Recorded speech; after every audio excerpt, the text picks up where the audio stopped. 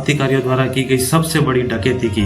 साल 1925 तारीख थी 9 अगस्त। चंद्रशेखर आजाद और उनके साथी क्रांतिकारियों ने एक ट्रेन में मौजूद खजाने को लूटने का प्लान बनाया। 8 डाउन पैसेंजर गाड़ी के दूसरे दर्जे के डिब्बे में चंद्रशेखर के 4 साथी क्रांतिकारी सवार थे। उन्हें यह काम दिया गया था कि उन्हें निश्चित स्थान पर जंजीर को खींचकर ट्रेन को रुकवा देना है और बाकी के लोग चंद्रशेखर आजाद के साथ उसी ट्रेन के तीसरे दर्जे के डिब्बे में सवार थे। उनमें से कुछ लोगों को गार्ड और ड्राइवर को पकड़ने का काम सौंपा गया था, जबकि बाकी लोगों को गाड़ी के दोनों ओर पहरा देने और खजाना लूटने की जिम्मेदारी दी गई थी। जिस समय ट्रेन की जंजीर खींची गई तब लगभग अंधेरा हो गया था। गार्ड और ड्राइवर को पेट के बल लिटा दिया गया और तिजोरी को ट्रेन से नीचे गिरा दिया गया।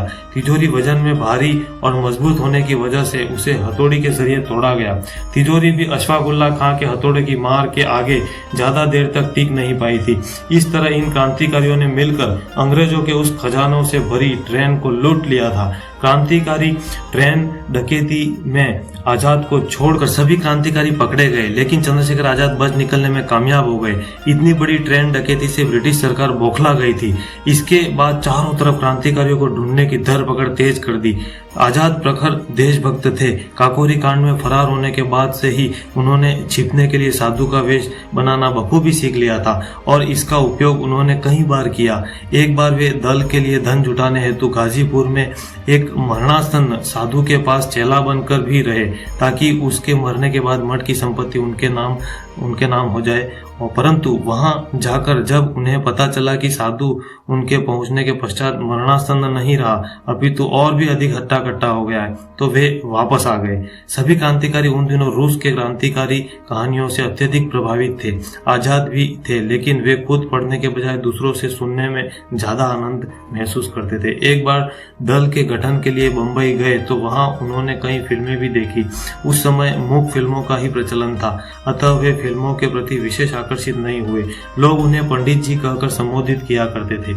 बाबू कृष्णमूर्ति लिखते हैं, जिस दिन भगत सिंह को असेंबली में बम फेंकना था, आजाद, भगवती चरण, सुखदेव और वैशंपाय भी असेंबली के अंदर पहुंच गए। जैसे ही प्रश्नकाल शुरू हुआ, आजाद खड़े हो गए। भगत सिंह और दत्त ने उनकी तरफ देखा।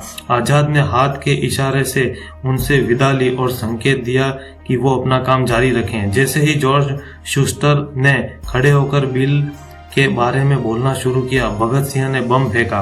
बम की जोरदार आवाज और गहरे धुएं के बीच भगत सिंह और बटुकेश्वर दत्त ने नारा लगाया, इंकलाब जिंदाबाद, HSRA जिंदाबाद। उन्होंने पर्चे फेंकने शुरू कर दिए।